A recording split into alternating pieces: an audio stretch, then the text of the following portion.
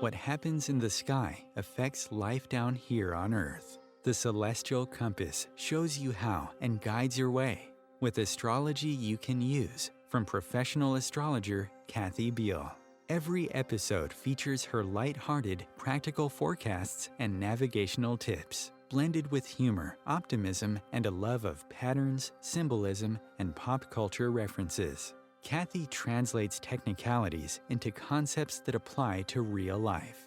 You'll learn how the current moment ties to where we've been, from the recent past to cycles that last happened years ago, and get a look at where we're heading. And much more, from special topics to special guests. The Celestial Compass, enlightening, entertaining, and empowering. Here's your host, Kathy Beal. Greetings, Earthlings. Welcome to Celestial Compass. I'm Kathy Beal of that's a good start, empowermentunlimited.net, and we're going to talk about the astrology of events and people in the news. But first, a little bit of a heads up or an update of what's coming in March 2023. You can read the full forecast at omtimes.com. That's OMTIMES. And also my site, empowermentunlimited.net. This is the month where everything changes. This is the month where a lot of things start happening. Almost every major body in the sky changes signs, which means lots of shifts in energy. And a lot of that energy is going to be extremely motivating for a variety of reasons. Before we even get to the spring equinox or the fall, if you're listening to this in the southern hemisphere, which is on March 20th this year, the first big shift that's going to affect everybody is the wrapping up and the starting over of a 28.5 to 30-year cycle. Saturn moves into Pisces on March 7th for the first time since the mid-90s. And this brings new lessons, new tasks, new obligations, new structure to a lot of formless things. It's like putting a box on the ocean, I've been saying to people. And we'll have lessons in how we're all interconnected. There may be some accountability, maybe not.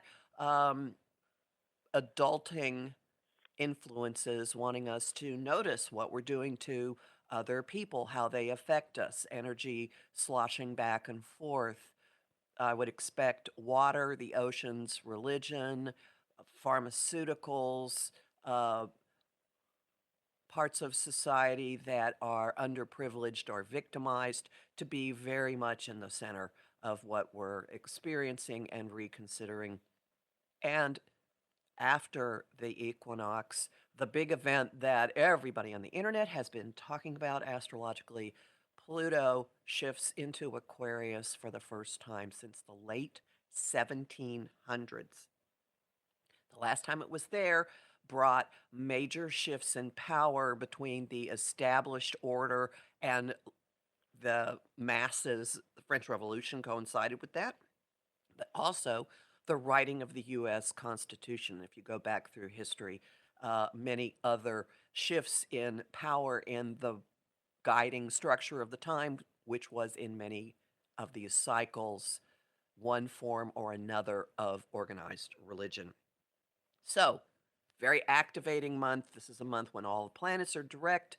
You'll find yourself motivated to get a lot going, and you may actually find yourself getting somewhere. Also, warning, Venus, goddess of indulgence and pleasure, is moving into Taurus later in the month. And, you know, chocolate just might be the answer to a lot of things. So, with that in mind, I'm now ecstatic to welcome back Alex Miller to talk about the asteroid astrology underpinning what we've been seeing in the news. Alex was last here around the midterms and had a very popular discussion that a lot of people gave me wonderful feedback. To remind you, Alex is a professional writer and astrologer, author of the Black Hole book, detailing deep space points in astrological interpretation, and the forthcoming Heaven on Earth, a comprehensive study of asteroids, both mythic and personal. Obviously, I need a new mouth today. Alex is a frequent contributor to the Mountain Astrologer, Daykeeper Journal, and the National Council for Geocosmic Research's journals and e-news commentary. His work has also appeared in Aspects Magazine, Dell Horoscope, Planet Waves, Neptune Cafe, and Sastrology. He's a past president of the Philadelphia Astrological Society and a former board member of the Philadelphia chapter of NCGR. Hey, welcome back, Alex. Thanks, Kathy. Great to be with you again. I would like to start with a brief refresher. What are asteroids and what role do they play? Okay, so I use a variety of minor points, minor bodies they're called in my work, not just the asteroids, but asteroids is the main thrust of it.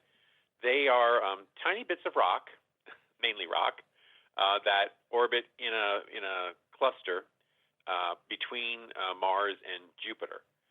There are estimated to be about 1.9 million such bodies in the solar system, and right now they have discovered and computed the orbits of about 500,000. But there's only about 29,000 that have names, and those are the ones we can work with. Until they have names, we don't have a point of reference for them. But they add incredible detail and insight into birth charts, event charts, any kind of charts really. And in addition to those, I work with centaurs, which are bodies that orbit, in varying planes between like Jupiter and Neptune, and then also trans-Neptunian things out past Neptune's orbit legs, such as Pluto, and some lesser-known bodies that are also dwarf planets or not, but come into that same realm of minor bodies that I find so fascinating and revealing. Well, thank you. I hope that puts a framework for people. The last time you and I talked, the U.S. Midterms were very much in the news, and I'm thinking we're going to start with the 118th Congress and how we got a Speaker of the House. Yeah, let's do that. So, the 118th. I think I caught your tongue. The 118th Congress, by constitutional fiat, convenes on the 3rd of January every other year. And this year, when we look at the chart, we're seeing signs of not such a smooth process for the next couple of years, unfortunately, for the country. So we'll talk first about a few basics about the chart itself, and then we'll talk specifically about Speaker McCarthy's struggle to attain that title. So the sun, on the day that the Congress convened, was in a T-square, which is a dynamic pattern where the sun is, in this case, at the fulcrum, which is the midpoint, between two opposed bodies in the sky, and therefore is square to each of them. So on the one hand, the sun is reaching out towards asteroid America. That seems very appropriate for the day that the American Congress convenes. But on the other side, it's reaching out towards an asteroid called Not. Now, Not is a general disqualifier, a symbol of lack of progress, inability to proceed, that kind of thing. When it's tied up in a pattern like this, there are two ways to look at it. Just Sun Not itself says, whatever you're doing today, it's not going to pan out. There's not going to be a lot of fruits of your labors, so to speak. And with Not also then opposed America, as well as the sun in square to America, the suggestion is that the country isn't really behind this Congress. They're not really backing them up. They're not supporting what their agenda is, whatever that may be. So that's the basic solar pattern for the day. But in addition, there's a grand cross, which is 4 points that are roughly 90 degrees apart. And that's where McCarthy enters the picture. We'll talk about the other 3 points first, and then we'll get to him. So 3 of the points in this grand cross are asteroid house, which of course would be a reference for the House of Representatives. That's at 24 Sagittarius. And it is squared to Neptune at 22 Pisces. And it's opposing a TNO, a TNO called Chaos.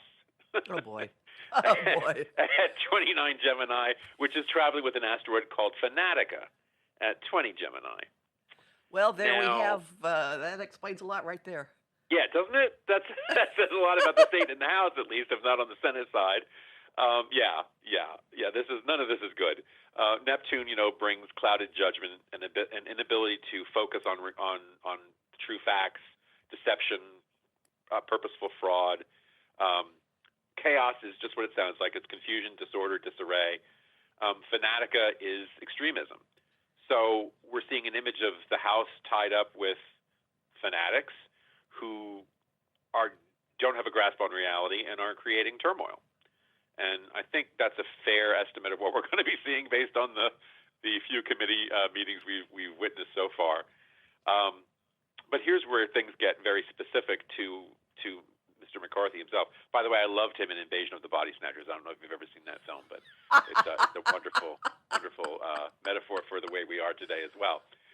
Obviously, that was a different Kevin McCarthy, that character actor from the 50s. But anyway, I digress. Now, so there's actually an Asteroid McCarthy, which as an asteroid specialist, I always love to find those exact matches because the more precise the correlation, the better the manifestation is how I usually phrase it.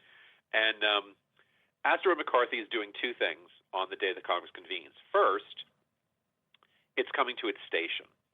Now, we need to talk about what stations are. So a station is a period at which a planet or any point it's progressing forward through the zodiac. It appears to slow its rate of motion and come to a standstill in reverse direction.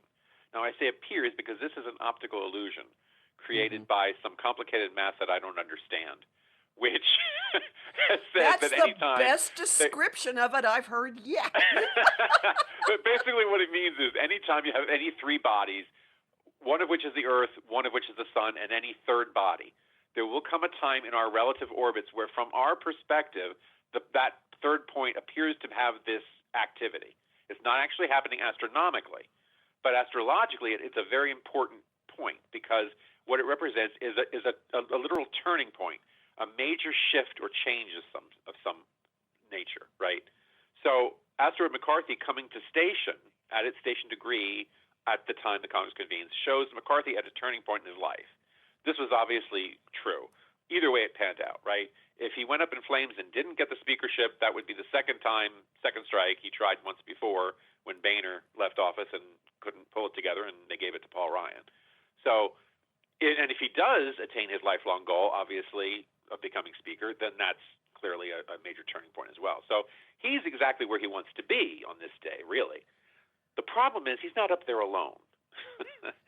Just 3 doors down, he's at 20 Virgo. At 23 Virgo, we have an asteroid called Sisyphus. Now, for those of you who are not familiar with the myth, Sisyphus is named for a mythic Greek denizen of Hades, their underworld. And for his crimes in life, Sisyphus was sentenced to have to roll a large boulder up a hill, which then rolls down again. So he has to go back down and retrieve the boulder and roll it up. And it rolls down again. And he rolls it up. And it rolls down again. And he does this forever. So astrologically, Sisyphus is an image of pointless effort, inability to reach the goal, endless repetition. In a general sense, like maybe if you find it in a birth chart, it can even refer to something like boredom or ennui. Like if you've got Sisyphus with Saturn, you might find your job boring. If you've got Sisyphus with Venus, your love life isn't so hot. But in this case, McCarthy became speaker, yes, but it was the first time in 100 years that the speaker wasn't chosen on the first ballot, and the first time since the Civil War that it took as many ballots as his, which was 15 ballots till he finally got the job, after literally giving away the House to the fanatics in his caucus. So, right. I mean, even as much as agreeing to a provision where any single member at any time can call for a motion to vacate, which is basically our version of a vote of no confidence. Anyone can stand up and say, hey, I don't like what this guy's doing. Should we still keep him as speaker or throw him out? So that's going to hamstring him just a bit, I would think, going forward. It hasn't happened yet, but it's only been 2 months. So give it time. So that's basically where McCarthy found himself. And again, it's portrayed pretty emphatically right there in the chart for the Congress. And to follow up on this, just looking at the transits that are happening, Uranus, which was retrograde on Election Day, on the lunar eclipse that was November 8th, right, at the end of this month, for a period of about a week, Uranus returns to the degree that it occupied then, now direct. And when it does that, it's right on top of Jupiter in McCarthy's grand trine in Earth. wow. And so that's got to start, that's got to be destabilizing. And at the same time, he's about to have his Saturn return. At the same time, his Saturn return is kicking in. And Saturn return is when circumstances test what you've been doing with yourself. And you either get rewards for hard work and a job well done, or repeatedly the cosmic 2x4 comes down on your hand and also starts chopping away at the pylons in the foundation that you've built. So he's got a really rocky time coming up very soon. Sounds like, yeah. And I also, the other thing I'll put in with this, I'm going to butt into what you're saying here, is the way the transits go. Something that went one way at the midterms is now going to surprisingly blow up. Right. We'll see. Well, you know, they wouldn't have to lose a lot of seats through indictment or attrition, mortality, for the House to flip back again. So maybe that's going to start at this time.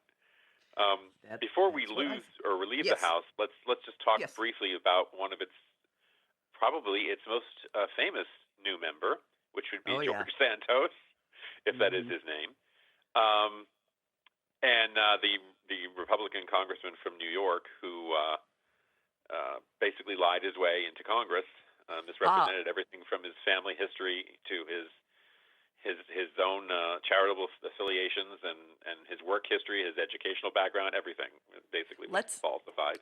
And he refuses to give way, even though his constituents are agitating for it.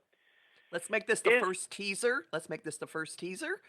And we'll take our first break. And hang on, everybody, and you'll find out what the asteroids have to say about this unusual individual.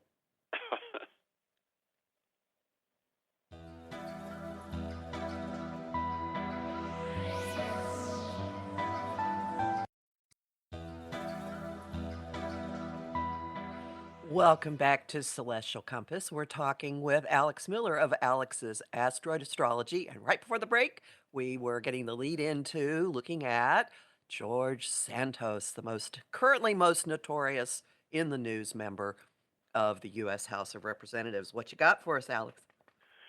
We just wanted to take a quick look and see if we could assess George Santos's level of sincerity and honesty from the chart via Asteroids. Okay. And I think we can make a fair stab at that. There is an asteroid called Lie, and in his case, that asteroid is in a T-square. It is squared to asteroid George and opposing asteroid Santos Sans, which is the closest. It's a hyphenated Santos Sans, which is the closest we have to Santos. Asteroid Lie also conjoins asteroid House, and on the midpoint between Lie and George, we have roughly semi-square to each. We have the Sun. So, yeah, he might not be completely forthcoming about all matters. Maybe not even about his name with that? This is possible, yes. Although the fact that George and Santos Sans fit so neatly into this chart says either it is his name or he's just a damn good picker of false names. So. Well, okay. I thought maybe we'll take a break from politics, but I do have some Trump information coming at some point. I'm sure Yeah, hang on, folks. It'll be coming, so you'll want to keep we'll make listening. you wait a little bit for that. We'll give you a tease. But let's talk about dead people. Yay! So you may have noticed a rather high amount of celebrity deaths in recent months. And there's a good reason for this, celestially. We've had what I call an extended aspect between 2 points that explain that situation. And extended aspects are aspects that are prolonged over what you would normally expect to see. This happens a lot amongst asteroids because they have such similar rates of speed that once they connect with each other, they are locked into that resonance for considerable periods, sometimes weeks, months, even years, that they can maintain that stable aspect. In this case, it's actually between a planet and an asteroid, and it's not a hugely long aspect, but it's much longer than would normally occur. I'm talking about Jupiter, which is the planet that rules celebrity and fame, and currently it's opposed to asteroid Osiris in the sky, which is named for the Egyptian god of the dead. So you put the two together, and we're looking at celebrity deaths. Now, ordinarily, this would be a passage of maybe a couple of weeks. I mean, Jupiter takes 12 years to circle the sun, and asteroids usually take between 3 and 5. Most commonly, it's around 4 and change. So this asteroid is going to zip around the sun 3 times before Jupiter makes it once. And so it might just normally be a few weeks. But what happened was, as they moved into opposition to each other, we again had a station where Osiris was moving to its station and slowing. So because of this, they're actually opposing each other within orb for almost 4 months, from like mid-November into just about now, mid-March, it'll phase out. But what was really impactful was during that time, at the end of 2022, the last 2 weeks of December, the sun walked into that pattern from the midpoint, creating a T-square in square to both Jupiter and Osiris. And the sun, of course, brings enhanced invisibility. It puts a spotlight, highlights things, bumps it up a notch. So what happened at the end of 2022? Well, we had 3 internationally known figures pass 3 days apart. We had Pele, the football phenom superstar of the 60s, pass on the 29th of December, and then Barbara Walters, the acknowledged doyen of female broadcast journalism, passed on the 30th, and Pope Emeritus Benedict XVI passed on the 31st. And I just wanted to take a quick look at how all of these individuals factored, how their deaths factored into the skies on the days that they passed. So Barbara Walters had a very interesting chart, actually, for her chosen profession. She had a conjunction of Neptune, which rules television, which was her main medium of expression in journalism, though she did other forms. And it was conjunct Asteroid Barbara and Asteroid Walter. There is no Walters with an S, but there is a Walter, which is close enough for celestial jazz. Mm-hmm. So that shows a definite. It wouldn't have necessarily had to have been news, but it shows a definite movement towards television for her. That's where she felt at home. And then the moon, which is females generally, was in an exact trine with Mercury, which would rule journalism, and Mercury is opposing Saturn, which is career. So we've got that link there, showing her as a female journalist in her profession. Another interesting sidebar here. She was, of course, famous for making her interviewees cry. She was well known, even lampooned, like on SNL and stuff for that.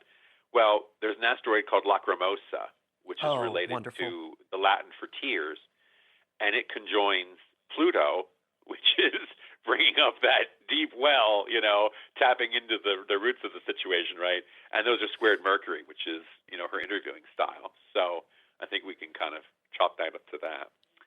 But on the day she died, which was, again, the 30th of December, Asteroid Walter was exactly conjunct Pluto, which is the modern ruler of death. And within orb of that conjunction were Venus and Mercury, which again establishes her as a female news personality, and also asteroid Manhattan, and she died in her home in New York City. That transiting Osiris-Jupiter square impacted her directly because her natal sun was at the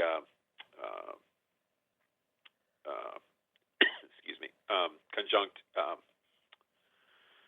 What am I talking about? Conjunct the Anubis, or the Osiris end of that polarity. So she was walking directly into that at the time that she passed.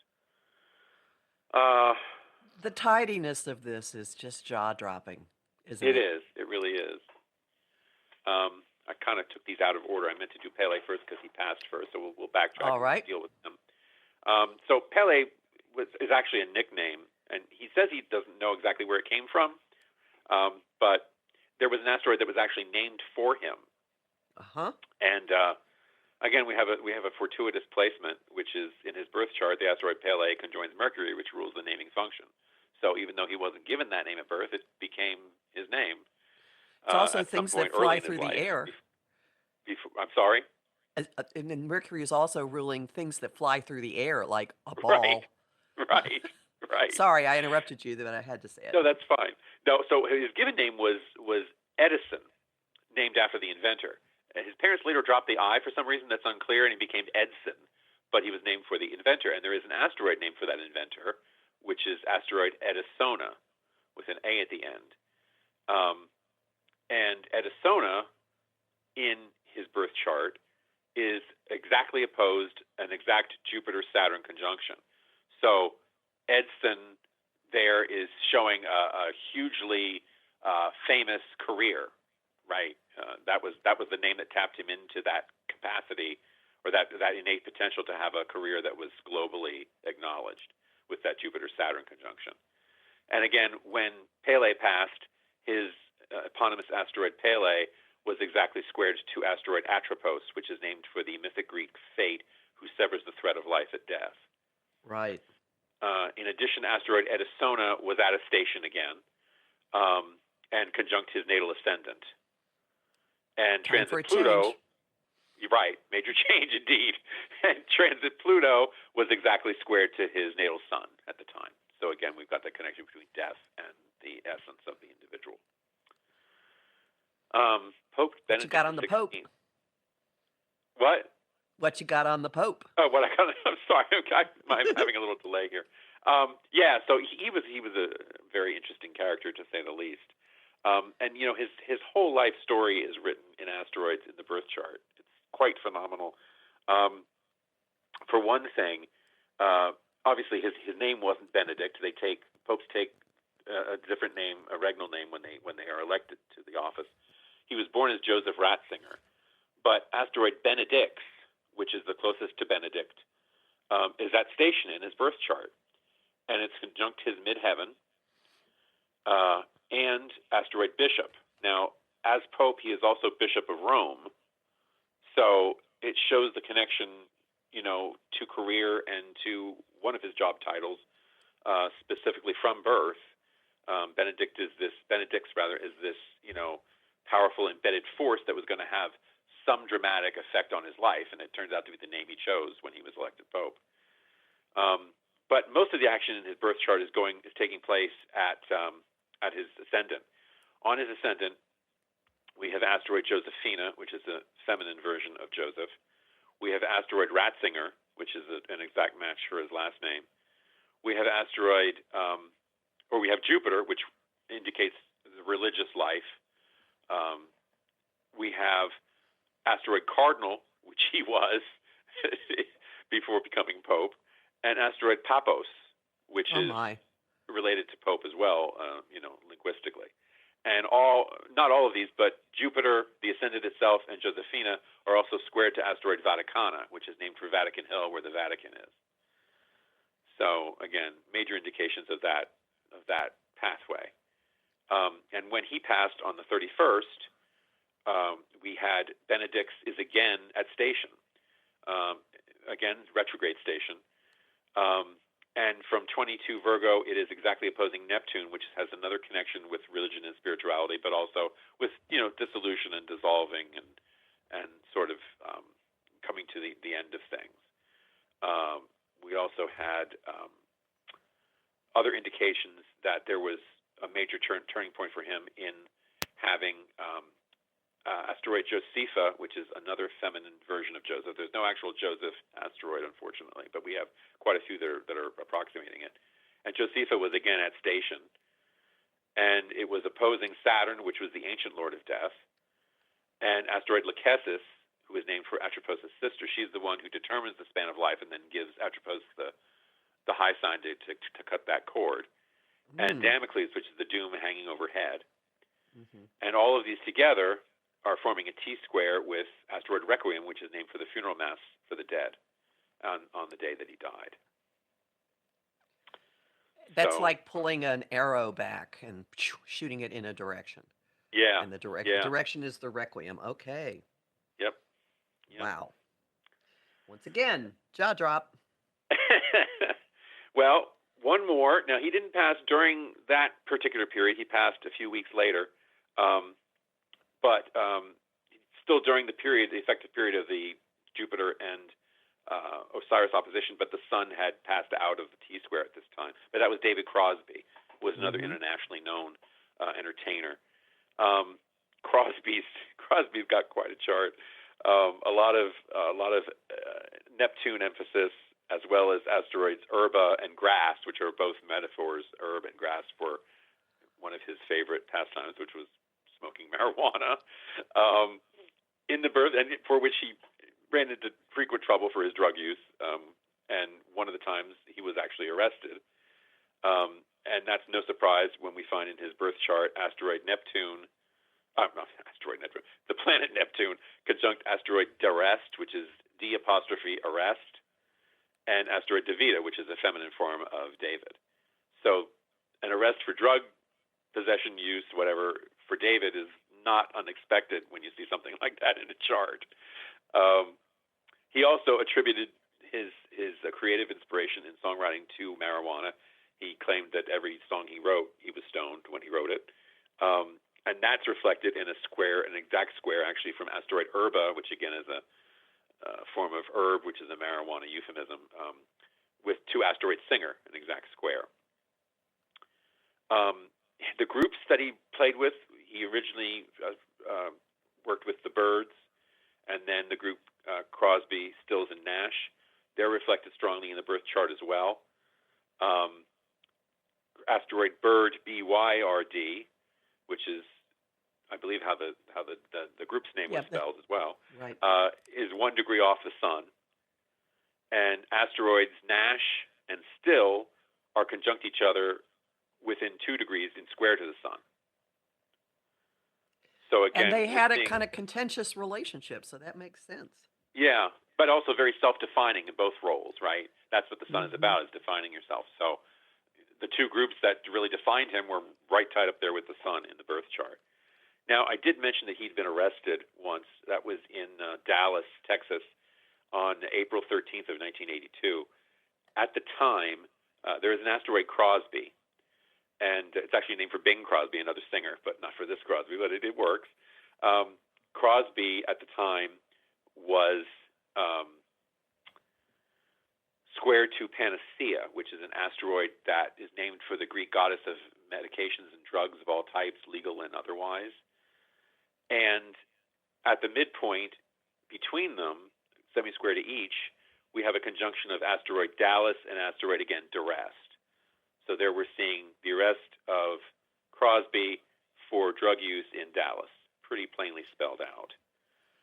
That is beautiful, and I'm going to interrupt you here for our final break. Hang on, everybody. You know we're going to talk about the person you want to know about in the final segment, so stick around.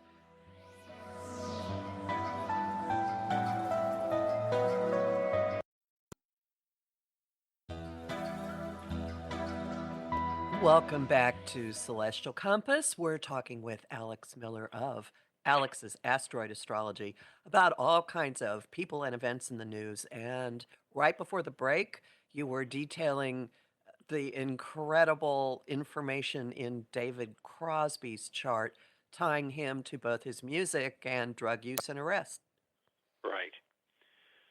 Let me just add a little bit about his actual death date, which was the 18th of January. At the time, we had an exact conjunction of Davida, which again is that feminine form of David, with Pluto and the Sun, all three together on that day. I'm sorry, Sun and Pluto were at the exact conjunction. Davida was a few degrees earlier in the sky, but within orb. And in exact sextile was asteroid Crosby to that Sun-Pluto conjunction. And this was still under the auspices, as I said, of the Jupiter-Osiris opposition, though the Sun had advanced sufficiently that it was no longer part of that pattern. And that's just pretty much it for David. Now, yes, Mr. Trump. What else you got? Oh, all right. Donald Trump. Mr. Trump, let's make sure we get that in because I know everyone's waiting with bated breath. So, yeah, if you've been following the news, you're seeing, more logs piled on the fire every day for the witch burning that is about to commence for Mr. Trump, it seems. He's getting it from all sides these days. So I thought I'd take a look at something that I don't ordinarily use. It's a very valuable tool, but, you don't have time for everything. And that would be progressions. So we'll talk about the natal positions of these points, but also what's happening by progression, which is truly astounding.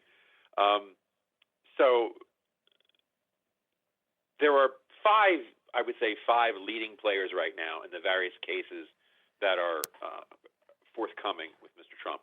There's Letitia James, who is the New York State Attorney General. She has actually already filed civil charges against the Trump Organization and Trump personally, and has made criminal referrals to the Justice Department there. Fani Willis, who is the Fulton County, Georgia DA, who is looking into Trump's interference with the 2020 election tabulation there. That's the famous call to the Georgia Secretary of State, Brad Raffensperger, where he requested that he find him, such number of votes to flip the results.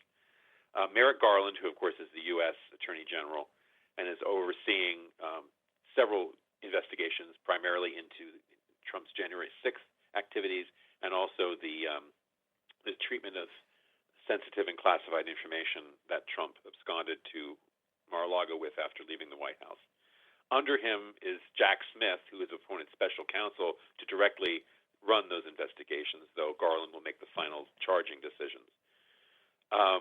And then finally, Alvin Bragg, who is the Manhattan DA, who is looking at criminal charges similar to those along the lines that were filed by his New York counterpart, Letitia James.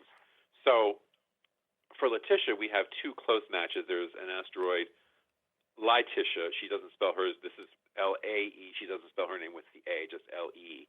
And an asteroid, James.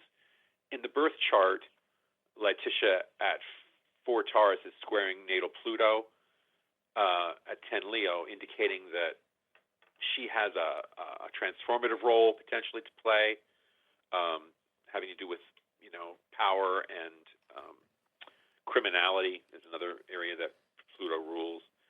And currently, these are forming a T-square with Trump's progressed asteroid Durest. So we're seeing there the charging already. Where it goes is unclear, but as a civil case, it wouldn't entail any jail time, but could be crippling to the organization and to Trump personally, financially. Asteroid James natally is squaring Mercury and in a T-square with Neptune, which again shows issues with fraudulent, that's the Neptune part, documents, which is the Mercury part, and that's the underpinning of the cases she has against the organization and Trump. Now, by progression, Letitia has moved to 0 Gemini, from where it is conjunct both natal and progressed asteroid Trumper, which is our celestial referent for Donald Trump, showing her as an opponent, but also squared to his progressed Sun, which again brings conflict and stress. So she's tapped in the current atmosphere, not the transit sky, but in the current atmosphere in Trump's psyche, she's very tapped into. Excuse me, just 1 second. I'll just throw in while you're taking care of things that transiting Venus is going to enter Taurus later this month, and it's going to hit that 4 Taurus point you were talking about very Yeah. soon. Yeah.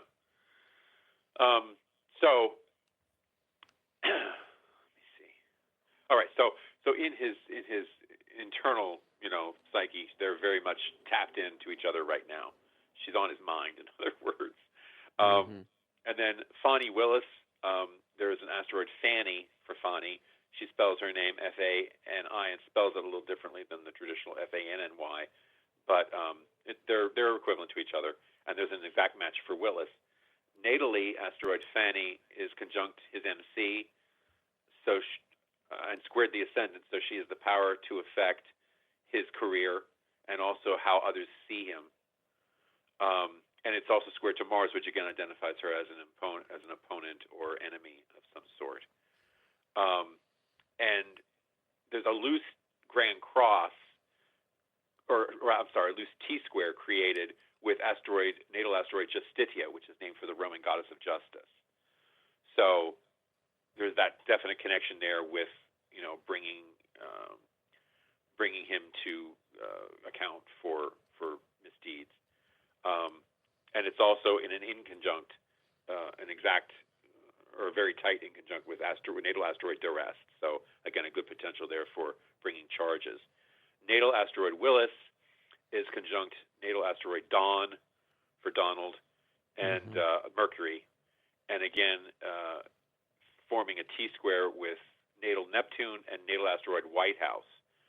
So there we're seeing the phone conversation, which is Mercury, by Trump, which is Dawn, as regards defrauding, which is Neptune, the election results in an effort to maintain his position as president, which is White House. And then Willis is tapped right into that. She's looking into that directly through asteroid Willis. By progression, asteroid Fanny at 3 Gemini is conjunct Letitia, so the ladies are ganging up on him, and is therefore also opposed to both natal and progressed Trumper, and also squared the Sun again, progressed Sun. Merrick Garland has just the one effort, but it is an exact match for Merrick. Natally, that conjoins Pluto, so again, he's a transformative figure in Trump's life, particularly with the power to affect any criminal activity that's been going on. And it opposes asteroid Justitia. So there we're seeing the Justice Department connection, and again, that sense of bringing Trump to justice. Currently, this polarity is forming a T-square with the progressed placement of Durest, and also the progressed placement of Nemesis, which is a point of ruin or undoing, or someone who undercuts you or brings you down. That is conjunct to the natal Merrick placement. So we're seeing an image there of him in that capacity. But what's very interesting is that by progression, Merrick is conjoining Trump's progressed Sun. So this natal potential is coming home to roost, so to speak. And Merrick is exactly opposing progressed Damocles in his chart. And Damocles is that threat or doom hanging overhead about to descend at any moment. And again, tied with both natal and progressed Trumper. Jack Smith, who's the special counsel under Garland, it's a very interesting asteroid here. It's a compound name asteroid, what I call a compound name asteroid, which is first and last name strung together as one word, which is very common for astronomers to name points that way for some reason. They can be separated and used for either first or last name in charts, but in this case we don't have to, because the asteroid is Jack Schmidt, which perfect. Which is the German form of his last name. Smith and Schmidt are equivalent. So at birth, these points, the Jack Schmidt asteroid is conjunct Justitia. So again, it would make sense that he's the Chief Justice Department investigator in the case now. But what's even more fascinating is that by transit, that conjunction has become exact. They were 3 degrees apart at birth, but they are now exact together, and opposing that natal Pluto, which again is criminality and that effect. And then Alvin Bragg is the Manhattan DA we spoke of. Natal Alvin conjoins the IC, which is giving it angular force and momentum, squaring the ascendant and Mars, which again identifies him as an opponent and someone with the ability to affect how others see him. And I mentioned, failed to mention, also conjunct natal Trumper. Progressed Alvin hasn't moved very far because it was about to change direction when Trump was born. So it went forward a little bit, and then it's moving backwards again. So it's pretty much where it was at birth, making the same aspects, except now it is also squaring the progressed sun and forming a T-square with that progressed Damocles. Natal Bragg is part of that whole Mercury-Neptune square in the birth chart in Capricorn, so forming a T-square, therefore. Whereas progressed Bragg is now conjoining the natal Sun-Moon polarity. It's conjunct the Moon and opposing his Sun, again, bringing a very strong personal connection. What's fascinating about this is if you step back from all these individuals and look at the big picture, right now in Trump's psyche, in his progressions, there is a grand cross formed by Trump's progressed Sun conjunct progressed Merrick, opposing Damocles, which is all these threats hanging overhead, and the cross points are progressed Letitia for the New York DA, progressed Fannie for the Fulton County DA, and progressed Alvin for the Manhattan DA, and progressed Trumper, which again ties it back personally to Trump. So and a grand cross is being pulled in all these different directions. It's a you can run but you can't hide kind of feeling, exactly. like, and being immobilized essentially, Yes. or drawn and quartered if you prefer to use that kind of vicious language. Right. But the Yes, the indeed. upshot here certainly sounds like from everywhere you turn, we are in a stretch of consequences and action. Absolutely. And Mhm. what's exacerbating the situation now is that Trump is getting 2 eclipses on that natal direct this year and 1 eclipse on the progressed direct. So if something doesn't come down this year, then I guess he's off the hook again. But the timing is all coming together from all angles, and we'll see what the upshot is. But looking kind of grim from his perspective. I think it's time for me to look at what was going on in '94 when Saturn entered Pisces. So I'll follow up with that because Okay. there's some reckoning coming in here. Okay, so what would you like to look at in our remaining time? Why don't we just take a quick look at a prospective president? I don't know that I give her a lot of chance, but from a practical level. But Nikki Haley is the only announced presidential candidate on the Republican side, other than Mr. Trump, of course. So let's just take a quick look at her. Born January 20th, 1972, she's got 2 really strong pulls to the office and to the Capitol. She has Asteroid Nikki, N-I-C-K-Y, not N-I-K-K-I, which is how she spells her name, but the same thing. She has Asteroid Nikki exactly conjunct Asteroid Washingtonia in the birth chart. So there's a really strong pull towards D.C. with that. She has an affinity for the Capitol. She also has the Sun squared Asteroid White House. So it's not just the Capitol in general. She'd really like to be at 1600 Pennsylvania Avenue if she can. She has actually a very interesting history electorally vis-a-vis asteroids. She has a good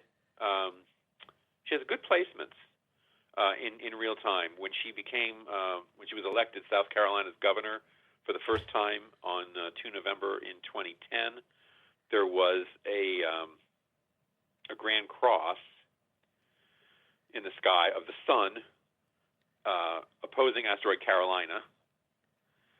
And then on the cross points were asteroid Nico, which is Nikko, similar to Nikki, Nikki, and asteroid Halley, Halle, as opposed to Haley. So you can see how she's tapped into the sun, and in that grand cross for the day that she won that race. When she made her announcement on Valentine's Day this year, asteroid Nikki, that Nicky in the sky, was at station, turned retrograde the day before she made the announcement. So again, very powerfully embedded, and it's conjunct asteroid America, which is a powerful image of her willingness to guide the country. As America is also at station and turned direct 3 days before her announcement, turned retrograde 3 days before her announcement. At the same time, the choosing of the moment was good. I'm basing this not on her physical speech, but on the presentation, the release of the internet video that announced her candidacy the day before her actual speech, and the timing on that gave us the moon at 5 Sagittarius conjunct the MC at 6 Sagittarius, so she's right up there as the focus of all eyes and in the area of governmental, influence, and also conjunct asteroid Nico again. And then in square to this, we have asteroid Nike, which is the name for the Greek goddess of victory, conjunct asteroid Halley for Halley's Comet, which is the same spelling with hers last name except an extra L, and asteroid Valentine, just a sort of a nod to when she made the choice to do that. And unfortunately, right here, I'm going to have to leave this hanging, and we'll have to visit this at the next time you come back. Would you tell people how to find you, please? Sure. The address is it's Alex's Asteroid Astrology. The address is www.alexasteroidastrology.com, and you'll find there you can sign up for email notification when new items are posted, and we're posting very frequently because there's always stuff going on. I'm going to be taking a look at the verdict for the Alex Murdaugh case from yesterday in the upcoming days, so we'll see what that reveals. But I'm sure it'll be something juicy. And you can also get information about asteroids in your own chart if you sign up. So thank you so much. You spent so much time on your research, and I really appreciate it. Well, I really enjoy talking to you, and appreciate the opportunity to get the word out. Okay. Well, everyone, you'll remember to find me at empowermentunlimited.net, and my forecasts are also at ohmtimes.com. Talk to you again soon.